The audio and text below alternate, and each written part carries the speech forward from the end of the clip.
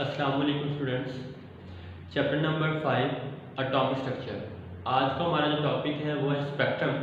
हम स्पेक्ट्रम को यहाँ पर डिस्कस कर रहे हैं। तो हर एक जो एलिमेंट है वो एक स्पेक्ट्रम जो है वो प्रोड्यूस करता है।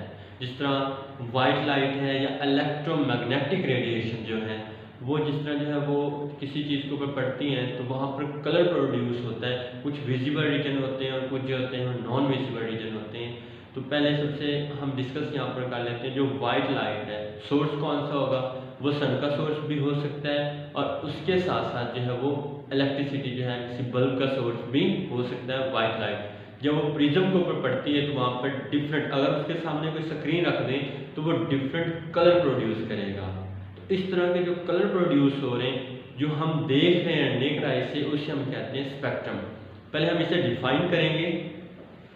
डेफिनेशन है a visual display of the components of white light when it passes through a prism is called spectrum।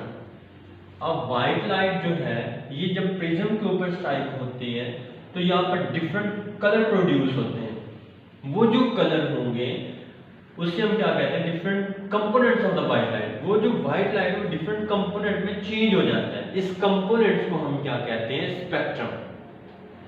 अब एग्जाम्पल की अगर हम बात करते हैं तो सबसे पहले हमारे पास है spectrum of the white light. पहले वाइट लाइट को ही डिस्कस कर लेते हैं कि जैसे ये सोर्स में यहाँ पर ये बता रहा हूँ कि सोर्स या तो सन का है या कोई इलेक्ट्रिसिटी बल्ब हो सकता है, ट्यूब या बल्ब। वो हमारे पास वाइट लाइट सोर्स होगा, वो हम प्रिज्म के ऊपर उसकी स्ट्राइक करवाएंगे, उसके सामने कोई स्क्रीन रख देंगे तो वहां पर जो कलर प्रोड्यूस होगा उस कलर को हम क्या कहेंगे, स्पेक्ट्रम। अब ये हमारे पास है विजिबल रीजन, इसे हम नेक्ड आई से जो है वो देख सकते हैं। लाइट फ्रॉम सन और electric bulb consist of radiation of different wavelength, और उनकी जो वेवलेंथ होगी वो डिफरेंट होगी। रेड की डिफरेंट होगी, ऑरेंज की, येलो की, ग्रीन की। जो वहां पर दिखा रहा होगा वेवलेंथ उनकी क्या होगी, डिफरेंट होगी। अब वेवलेंथ डिफरेंट है तो यहाँ पर when this light is passes through the prism it's separated into different bands of the colour.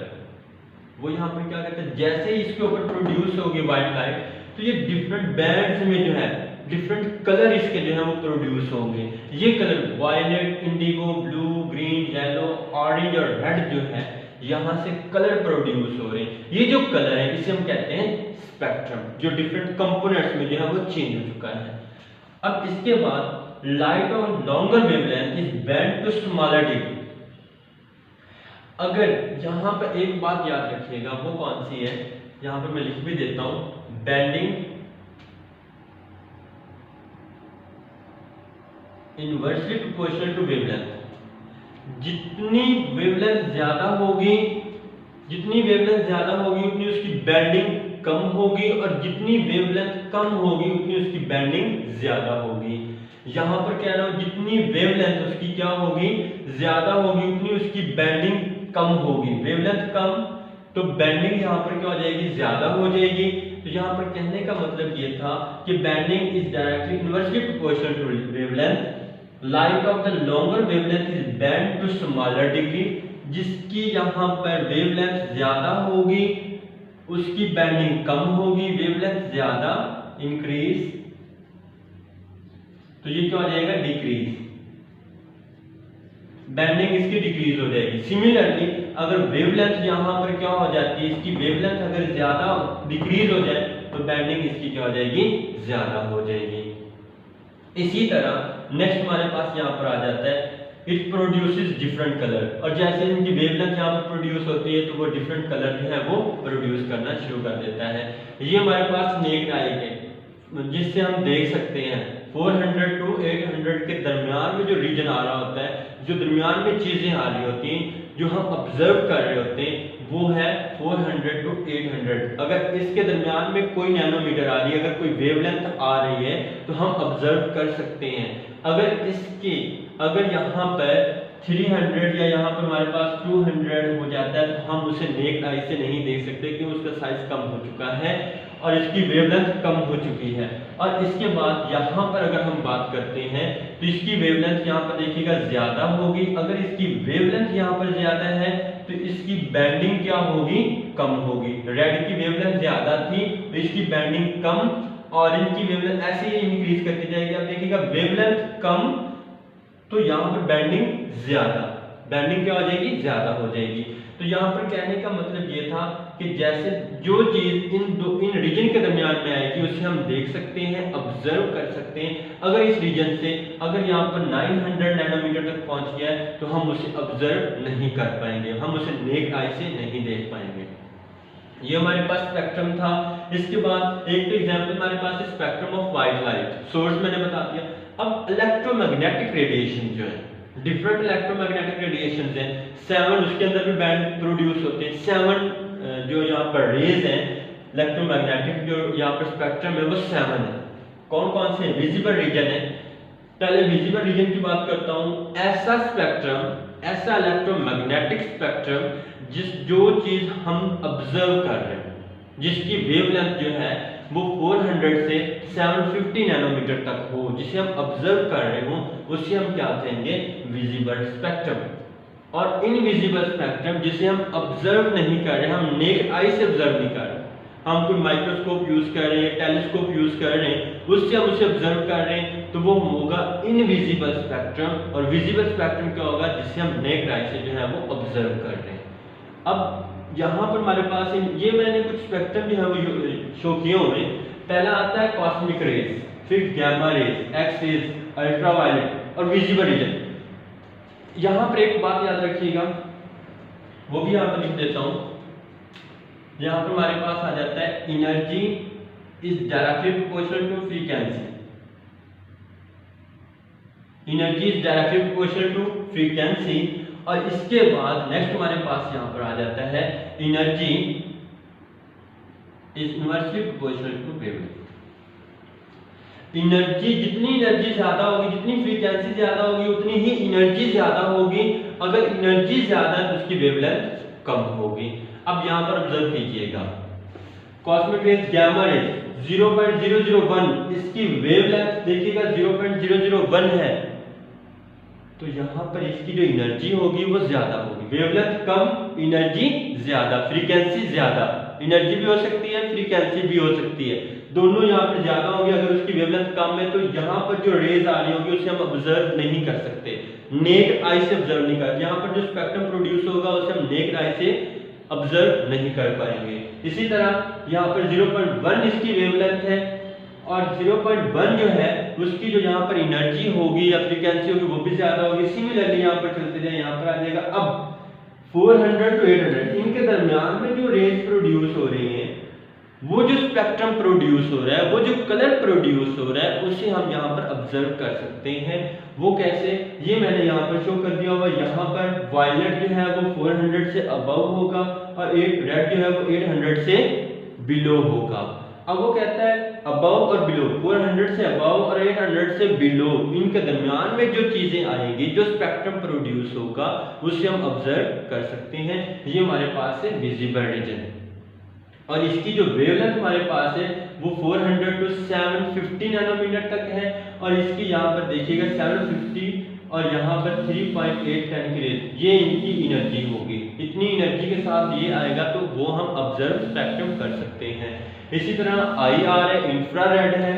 और इसी तरह ये देखिएगा जैसे जैसे इनकी वेवलेंथ इंक्रीज होती जा रही है, वैसे वैसे इसकी एनर्जी और फ्रीक्वेंसी भी कम होती जा रही है। तो इसका मतलब ये हुआ कि जैसे जैसे वेवलेंथ कम होती जाएगी तो एनर्जी इंक्रीज होती जाएगी, और एनर्जी अगर डिक्रीज हो रही है तो वेवलेंथ उसकी क्या होती जाएगी, इंक्रीज होती जाएगी।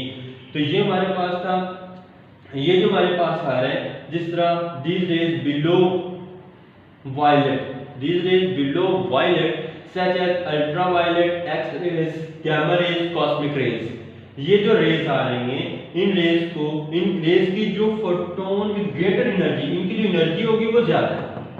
क्लियर। इसके बाद रेड से जो अबव है, रेड से जो अबव है, कौन कौन से, the above red, ultraviolet, microwave और रेडियो फ्रीक्वेंसी, इनकी जो यहाँ पर फोटोन ऑफ एनर्जी होगी वो लेस होगी, एनर्जी इनकी कम होगी, और लेकिन यहाँ पर जो वेवलेंथ होगी वो इनकी ज़्यादा होगी।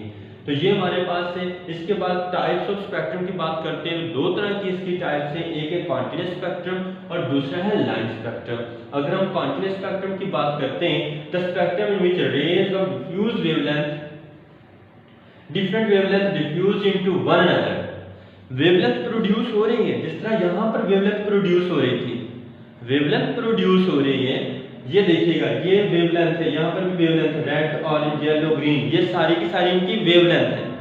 वेवलेंथ प्रोड्यूस हो रही है, लेकिन वेवलेंथ ऐसे प्रोड्यूस हो रही है कि वो आपस में डिफ्यूज हो चुकी हैं। वो आपस में क्या हो चुकी है? डिफ्यूज हो चुकी हैं। सपोज यहाँ पर देखिएगा, एक वेवलेंथ यहाँ पर प्रोड्यूस हुई और दूसरी यहाँ पर प्रोड्यूस हुई और तीसरी यहाँ पर प्रोड्यूस हुई, तो वो आपस में क्या होती जा रही है? मिक्स होती जा रही है। ये रेड है, ये ऑरेंज है और ये ग्रीन है, तो ये आपस में क्या हो रही है? मिक्स हो रही है। जिस तरह रेनबो, कौशिक अज़ा जो है, जो रेनबो है वो नेचुरली अकरिंग होता है। जब वो प्रोड्यूस होता है तो वो वहां पर देखिएगा, वहां पर जो कलर होते हैं वो डिफ्यूज हुए होते हैं, वो सेपरेट नहीं होते हैं। जिस तरह ये सेपरेट है, ये सेपरेट नहीं है। उनकी जो वहां पर वेवलेंथ तो प्रोड्यूस हो रही है, डिफरेंट वेवलेंथ प्रोड्यूस हो रही है, लेकिन वो डिफ्यूज हो रही है, लेकिन आपस में क्या हो रही है? मिक्स हो रही है, डिफ्यूज हो रही है। क्रिएट तो हो रही है, लेकिन आपस में डिफ्यूज हो रही है। अगर वो डिफ्यूज हो जाती है तो वो हमारे पास कॉन्टिन्यूस स्पेक्ट्रम बन जाएगा, वो हमारे पास कॉन्टिन्यूस स्पेक्ट्रम बन जाएगा। इसी तरह नेक्स्ट हमारे पास आ जाता है लाइन स्पेक्ट्रम। ऐसा स्पेक्ट्रम जिसके अंदर डार्क और ब्राइट स्पेसेस हो, डार्क लाइन्स हो, या पहले ये देखिएगा, यहाँ पर ब्राइट पहले आ रहा है, फिर डार्क है, फिर ब्राइट, फिर डार्क, फिर ब्राइट, ये डार्क। अगर ये सेपरेशन आ रही है, अगर ये सेपरेशन हो रही है, ये नेचुरली अकरिंग नहीं होता, ये हम खुद प्रोड्यूस करवा रहे होते हैं। लाइन स्पेक्ट्रम जो है, किसी एटम के अंदर ये प्रोड्यूस हो सकते हैं, तो ये हम खुद प्रोड्यूस करवा रहे हैं। अगर पहले डार्क हो, फिर आपके पास ब्राइट हो, फिर डार्क हो, फिर ब्राइट हो, तो ये एब्जॉर्प्शन एटॉमिक स्पेक्ट्रम। आगे इसकी टाइप्स हैं, वो आ जाती है, वो इंशाल्लाह कल करेंगे। तो इस तरह के आगे टाइप्स आ जाएंगे। इट मींस यहाँ पर कहने का मतलब ये है कि अगर ये दोनों सेपरेशन हो जाती है, अगर इनकी वेवलेंथ सेपरेट हो जाती है, डार्क और ब्राइट दोनों सेपरेट हो जाते हैं, तो वो हमारे पास लाइन स्पेक्ट्रम बन जाएगा।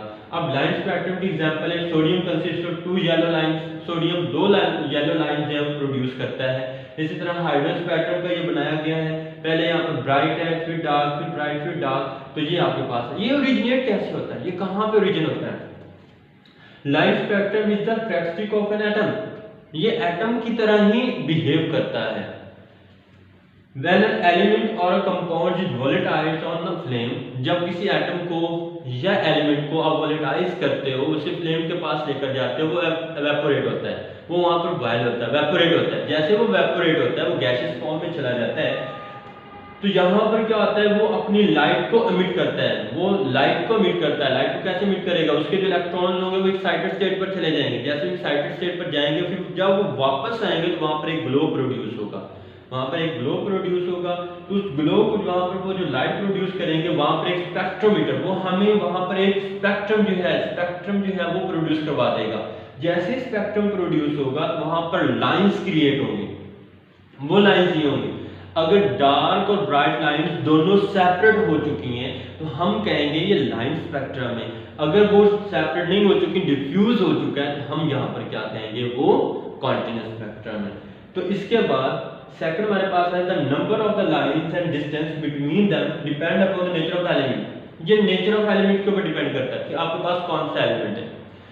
ये जो लाइंस और ये डिस्टेंस है, ये किसके ऊपर डिपेंड कर रहे हैं? ये एलिमेंट के ऊपर। कुछ का डिस्टेंस ज्यादा हो जाता है, कुछ का डिस्टेंस कम हो जाता है, वो डिपेंड कर रहा होता है एलिमेंट के। एलिमेंट कौन सा है? सोडियम है, नाइट्रोजन है, आपके पास हाइड्रोजन है, लिथियम है, कौन सा आपके पास यहाँ पर है? जो होगा उसका डिफरेंट यहाँ पर स्पेक्ट्रम जो है वो प्रोड्यूस हो जाएगा।